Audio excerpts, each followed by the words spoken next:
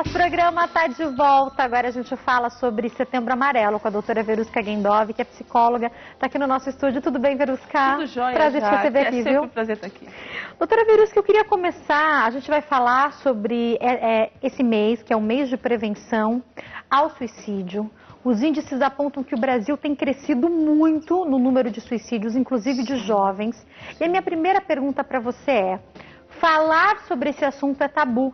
Eu já escutei pessoas falando assim: é melhor a gente não falar porque a gente vai dar ideia. As pessoas têm medo de falar sobre o suicídio, mas o assunto tem que ser abordado, não tem? Tem que ser abordado para que as pessoas possam entender que é um alerta, conseguir ajudar outras pessoas, conseguir identificar sinais que podem ajudar a prevenir. Então, a campanha ela vem como esse pedido de atenção. Por isso o amarelo, atenção. Atenção porque algo pode estar acontecendo, pode estar passando sobre nós, sobre os nossos olhares e a gente não está percebendo. Então, por mais que seja um tabu, que se tenha medo de dar ideia, que se tenha receios de falar sobre isso, é importante que se fale, porque os estudos mostram que quanto mais informação, mais se previne as situações. Então a gente precisa prevenir, precisamos conversar. Doutora, eu queria compreender, as pessoas que têm patologias específicas, provavelmente, estão mais sujeitas, mas uma pessoa que nunca teve depressão, nunca teve nenhum tipo de patologia, aparentemente, né? Sim. Relacionada às questões psicológicas, pode, por um motivo, por um problema, um grande problema financeiro, o fim de um relacionamento, um desemprego, ou outras questões, uma doença, um diagnóstico, ela pode desejar e chegar ao ponto de se matar? A gente tem que entender o seguinte, que são diversas as situações que causam desgastes emocionais. E no meio de uma situação onde um desgaste muito forte aconteça, as pessoas ficam mais depressivas. E o problema exatamente é esse, o quanto uma pessoa depressiva não consegue calcular a sua dor. Porque no fundo, que as pessoas elas não querem tirar suas vidas, elas querem arrancar a dor que elas sentem. E esse é o grande problema. Então é muito perigoso, porque qualquer pessoa, mediante uma pressão muito forte e que tem um desgaste muito forte, e aí entram opressões, e entram uma série de coisas que vão piorando a situação, o risco é iminente. É claro que quando uma pessoa já tem uma religião, como uma religião cristã, quando ela se apega a Deus, ela tem uma tendência maior a se proteger de determinadas coisas. Mas a gente tem que entender que, emocionalmente falando, existe um desgaste. E esse desgaste pode levar a pessoa a não calcular o que ela pode estar fazendo com ela própria. Doutora, eu conversava com alguém, uma amiga, nem sei se ela está assistindo o programa, mas ela, dividindo a história dela, fiquei pensando muito sobre isso. A mãe dela se suicidou. E ela falou que esses dias ela estava pensando: meu Deus, eu era uma criança, né? Eu tinha 3 anos. Como a minha mãe teve coragem de fazer isso comigo? E eu queria que você desse uma explicação sobre isso agora. A pessoa, naquele momento em que faz isso, ela não está pensando em fazer mal para o filho ou algo assim. Não é nada disso, não é, doutora? De forma alguma. Existe uma dor. Isso que a gente tem que entender. Uma pessoa que ela vem com um processo depressivo, um processo de aborrecimento muito agudo, de uma decepção muito forte, ela teve um desgaste mental muito forte. Isso fez com que ela sentisse angústia e dor de forma muito ampla. Então ela não teve condições mentais de raciocinar sobre seus atos. Então, para os familiares que passam por uma situação como essa e ficam se questionando como assim... E aí também acho que é uma coisa importante, tudo bem sentir raiva, não se sinta um monstro por isso, né? Claro. Porque se a pessoa que você amava cometeu isso, eu acho que também pode ser um lado da nossa abordagem, num primeiro momento você também não pode se sentir mal se você sentir raiva, porque isso também é comum, claro, né? Quem é que quer perder o seu ente querido? Ninguém. Quem é que quer perder a pessoa que ama? Ninguém quer isso. Relacionamentos afetivos, a quantidade de pessoas que por conta de um relacionamento terminado, finalizado, muitas vezes acabam se perdendo dentro de si. Então é importante que as pessoas entendam, existe uma dor muito forte, uma angústia muito forte, e dentro dessa situação a pessoa não consegue racionalizar o que ela está fazendo. Então, gente, não é um ato de coragem, é um ato de desespero. É muito complicado uma pessoa sentir uma dor tão horrível que ela não consegue controlar. Então, mediante uma pressão como essa, mediante a situação, mediante o momento e diversas outras situações, se não tiver alguém que dê um amparo, se não tiver uma fé muito grande, se não tiver alguma coisa ou pessoa que possa interferir nesse processo, é muito perigoso que essa pessoa sozinha acabe se perdendo dentro de si. Então, por isso esse alerta, por isso a importância de você estar atento às pessoas que convivem com você. Ninguém simplesmente acontece agora um negócio e acontece. Não é de uma hora para outra, né? Não, é uma coisa que, né, uma situação, uma sensação que ela vai ampliando, ela vai crescendo. E se a pessoa não conviver com pessoas atentas a isso, se torna muito complicado. Doutora, eu queria entender uma coisa. Eu já ouvi falar que quem avisa que vai se matar nunca se mata. Não necessariamente, né? Não necessariamente. Quem avisa, na verdade, já está começando a alertar que essa pessoa está sentindo uma angústia, está sentindo uma dor, é um pedido de socorro, me ajude. A diferença é que tem aquelas pessoas que sofrem caladas e não querem que os outros percebam sua dor, e tem pessoas que declaram, olha, eu estou sentindo uma dor, olha o meu alerta, me ajude, pelo amor de Deus, se você não me ajudar, eu não vou aguentar. Então, o que eu costumo dizer é que toda sinalização leve a sério.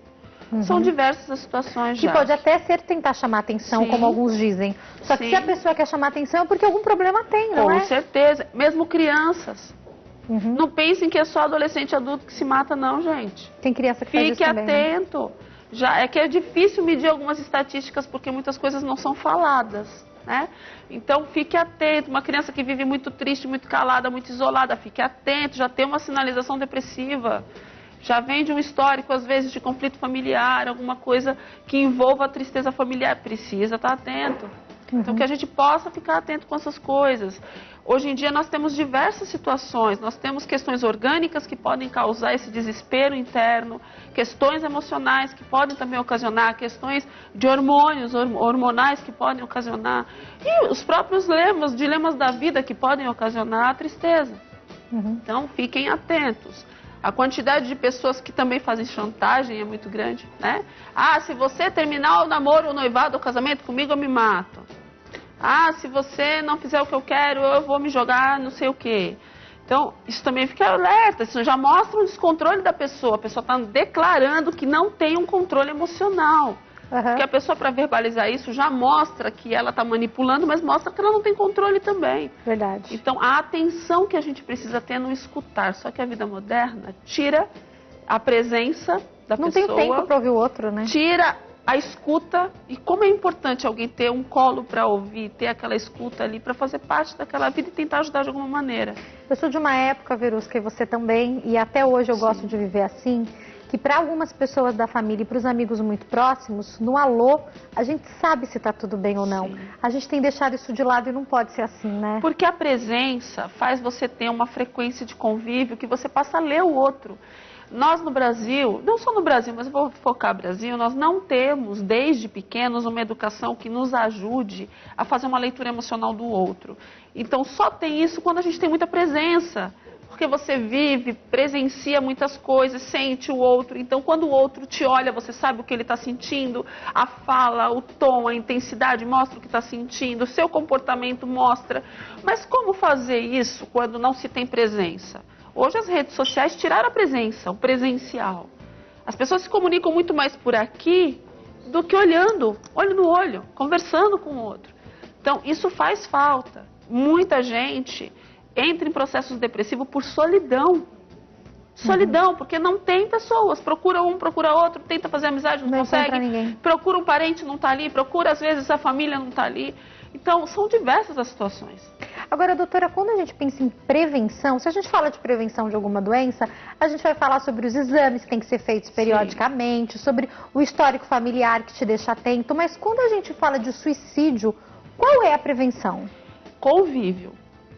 Se você quer ter uma família saudável, pessoas saudáveis no seu convívio, você precisa conviver, expressar que ama. Como é difícil, às vezes as pessoas acordam e não dizem o quanto amam umas às outras, né? Então, as pessoas que têm pessoas presentes, família, pessoas que prestam atenção nesse dia a dia, elas têm muito mais prevenção nesse sentido. Ela tem alguém que se importa com elas, que se preocupa com elas. Então, quando eu sentir uma dor, eu vou ter confiança de dizer para essa pessoa que eu não estou bem. Olha, eu não estou legal, eu não estou bem, eu terminei um relacionamento ou eu tive um problema qualquer no trabalho, eu não estou bem, eu estou sentindo angústia, eu estou sentindo vontade de sumir, vontade de desaparecer, porque começa por aí. Então você já consegue interromper a situação naquele momento. Então vamos para um profissional, vamos ver o que está acontecendo. A gente precisa descobrir o que acontece. Mas, e quando essa pessoa começa a sentir angústia e não tem ninguém perto delas? Não tem ninguém observando, né? Ela manda, às vezes, um recado, mas o recado ela não consegue passar exatamente o que ela está sentindo. Então, é muito difícil. Quando a gente conversa sobre isso, a gente expressa e mostra que um sentimento de tristeza, um sentimento de desespero, de angústia, pode se tornar algo muito destrutivo, faz com que as pessoas fiquem em alerta. Ela precisa abrir a boca e falar o que ela está sentindo, para que as pessoas possam ajudá-la. Doutora Verusca, uma coisa que eu percebo é que onde as pessoas se apoiam, em que as pessoas se apoiam, na verdade, também é muito importante. Se a gente vê uma pessoa que escolhe, infelizmente isso tem se repetido, isso não é de hoje, se matar depois que tem um grande problema financeiro, a gente percebe que ela estava totalmente apoiada no dinheiro. A pessoa que resolve se matar depois que alguém termina um relacionamento, percebe que a alegria, a vida dela estava toda apoiada no outro. A pessoa que resolve se matar porque recebeu um diagnóstico médico e não tem estrutura para seguir essa situação. Essas situações, de fato, geralmente mostram no que a pessoa se apoia também. Então, talvez uma vida inteira sem terapia, sem ferramentas, sem ajuda, sem estrutura, seja o grande problema, Sim, né? como eu disse, não se tem, desde cedo, um treinamento emocional, um treinamento de inteligência emocional. Hoje você tem essa possibilidade de fazer um curso de inteligência emocional, de fazer um tratamento de inteligência emocional, ou até mesmo uma terapia e algum tipo de tratamento nesse sentido. Mas como não se tem isso naturalmente, então as pessoas não têm preparo emocional, elas acabam projetando o seu próprio eu, sua própria essência no outro. Se elas conseguissem se identificar, se elas conseguissem entender seus valores, entender o quanto ela é importante naquilo que ela é, na essência que ela traz, talvez muitas das dores não aconteceriam, mas elas ficam buscando a própria essência no outro, ou no dinheiro, ou na vontade de mostrar alguma coisa para alguém, sendo que na verdade a gente não precisa mostrar nada para ninguém, a gente simplesmente é quem a gente é. E essa história de mostrar muito pro outro é comum do nosso século, é comum da nossa geração, essa geração que ostenta através das redes sociais, o que muitas vezes é inclusive mentira, né? Sim. As pessoas vivem várias coisas, né? E principalmente esse sentimento de querer ser alguém, de querer mostrar que pode, alguma coisa assim. Hoje a rede social colabora muito para que essas distorções se ampliem demais. E se perde muito com isso, né? Então que fique aí o apelo, que as pessoas conversem mais, expressem mais seus sentimentos, tomem mais cuidado, porque não é todo mundo que você pode confiar, infelizmente. Por isso que você se magoa tanto. Mas a gente precisa aprender a fazer leitura. Será que aquela pessoa, ela vai agregar na minha vida ou não vai? Será que aquela pessoa vai somar comigo ou não? Para quem que eu posso pedir socorro? Às vezes tem 200 pessoas em torno de você, mas quem é aquela pessoa que realmente é seu amigo? Ou quem é aquela pessoa que realmente está com você e não abre? Que vai te defender, que vai te ajudar? Vai te pegar pela mão e dizer, vamos embora, vamos resolver isso. Às vezes precisa desse apoio e muitas vezes não se tem. Doutora, a gente caminha para o fim do bate-papo, eu tenho duas perguntas para te fazer. Uma é se a maioria das pessoas pode em algum momento pensar em se matar, e a segunda é se a pessoa que está me assistindo agora é essa pessoa que pensou, está pensando sério em suicídio, o que fazer? Uma coisa no momento de raiva, às vezes de conflito, enfim, no momento de raiva você diz, eu quero sumir, eu quero morrer. Da boca para fora, né? Exatamente. Outra coisa é você realmente sentir vontade de morrer. E chegar ao ponto de planejar, né? E chegar ao ponto de pensar no assunto. As estatísticas mostram que todos os dias, já que no Brasil são 32 pessoas que tiram suas vidas, é bastante gente. Não está contabilizado as que tentam e muitas vezes se ferem gravemente. Então é muito complicado. O que a gente tem que realmente prestar atenção é que se você está pensando em morrer, você que está em casa, está assistindo o nosso programa e olha, eu já pensei em morrer, porque o que eu sinto é muito forte, é muito difícil, você não sabe o que eu estou passando. Eu posso dizer para você que você não tentou soluções, pelo menos não todas, as soluções para resolver. A morte não vai ser uma solução. Tirar a sua própria vida e trazer dor a você e a quem convive com você não é uma solução. Eu tenho certeza que se você descobrir uma forma de tirar essa sensação ruim, que é essa angústia, que é essa dor que você sente, você vai ter uma vida tranquila, vai ter uma vida normal. Porque resolveu a dor. Se ninguém deu bola para o que você tentou falar ou você não está conseguindo expressar, procure ajuda. Procure ajuda. O importante é que você consiga tirar essa angústia e essa dor. Porque, como eu disse, grande parte das pessoas que realmente pensam e planejam tirar suas vidas é porque já estão num estado depressivo, elas sentem uma dor desesperadora, uma angústia, e mediante essa dor elas não raciocinam o que elas estão fazendo, elas apenas querem desaparecer e que as pessoas sintam falta delas. É isso que muitas vezes elas falam. E eu posso garantir a você que se você trata a causa raiz disso, procura pessoas que, se você não consegue sozinho, procura pessoas que possam te ajudar, você vai passar por essa etapa e isso tudo vai deixar de acontecer. Tem muitos psicólogos gratuitos, você pode pesquisar também a respeito Sim. disso. Se ninguém, talvez você seja uma pessoa que fala, mas ninguém me dá bola, ou eu não confio em ninguém para falar. Sim. Procure alguém da sua igreja.